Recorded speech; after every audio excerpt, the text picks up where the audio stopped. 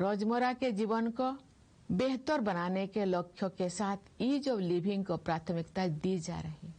पिछले दशक के दौरान राष्ट्रीय लक्ष्यों को जन भागीदारी के माध्यम से प्राप्त करने का प्रयास किया गया है। महत्वपूर्ण राष्ट्रीय अभियानों को जन आंदोलन का रूप दिया गया है। गांव-गांव में, नगर-नगर में स्थानीय संस्थाओं को प्रगतिशील बदलाव का माध्यम बनाया गया है। विकसित भारत का निर्माण सभी देशवासियों की साझा जिम्मेदारी है। समाज में असीम शक्ति होते हैं। सरकार द्वारा किए जा रहे प्रयासों को समाज का सक्रिय समर्थन मिलने से क्रांतिकारी बदलाव आते हैं। उदाहरण के लिए हमारे देशवासियों ने डिजिटल पेमेंट व्यवस्था को बहुत बड़े पैमाने पर अपनाया है। आज विश्व के आधे से अधिक डिजिटल लेन देन भारत में होते हैं। छोटी से छोटी दुकान में सामान खरीदने से लेकर ऑटो रिक्शा का किराया देने तक डिजिटल भुगतान का उपयोग विश्व समुदाय के लिए प्रभावशाली उदाहरण बन गया है। मैं आशा करती हूँ कि इसी तरह अन्य राष्ट्रीय लक्ष्यों को प्राप्त करने में सभी देशवासी अपनी सक्रिय भागीदारी निभाएंगे। प्यारे देशवासियों, पिछले वर्ष हमारे देश ने ऑपरेशन सिंदूर के द्वारा आतंकवाद के ठिकानों पर सटीक प्रहार किया।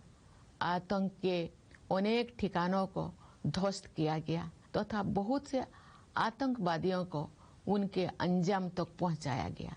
सुरक्षा के क्षेत्र में हमारी आत्मनिर्भरता से ऑपरेशन सिंदूर की ऐतिहासिक सफलता को शक्ति मिली। सियाचिन बेस कैंप पहुंचकर मैंने बहादुर सैनिकों को अत्यंत विषम परिस्थितियों में भी देश की रक्षा के लिए पूरी तरह तत्पर और उत्साहित देखा।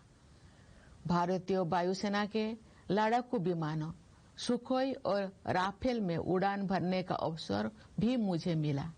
मैं वायुसेना के युद्ध कौशल से अवगत हुई। मैंने भारतीय नौसेना के स्वदेश में निर्मित विमान वाहक पथ INS विक्रांत की असाधारण क्षमताओं को देखा। मैं नौसेना की पनडुब्बी INS वाक्सीर में समुद्रों की गहराई तक गई। थल सेना, वायुसेना और नौसेना की शक्ति के आधार पर हमारी सुरक्षा क्षमता पर देशवासियों को पूरा भरोसा है।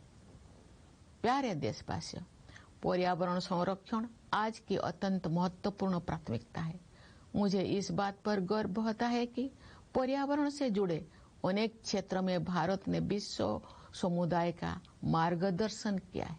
प्रकृति के साथ समन्वित जीवन शैली भारत की सांस्कृतिक परंपरा का हिस्सा रही है। यही जीवन शैली विश्व समुदाय को दिए गए हमारे संदेश लाइफस्टाइल फॉर एनवायरनमेंट यानी लाइफ का आधार है।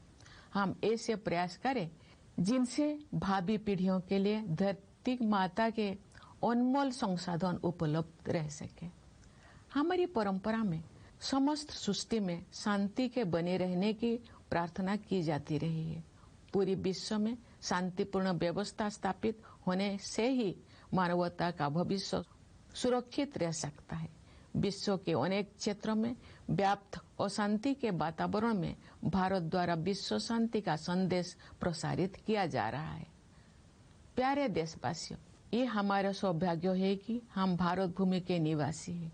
हमारी जननी जन्मभूमि के लिए कवि गुरु रविंद्रनाथ टैगोर ने कहा था, ओ आमार देशेर माटी तोमार परे ठिकाई माथा, अर्थात हे मेरे देश की माटी, मैं तुम्हारे चरणों में अपना शीश झुकाता हूँ।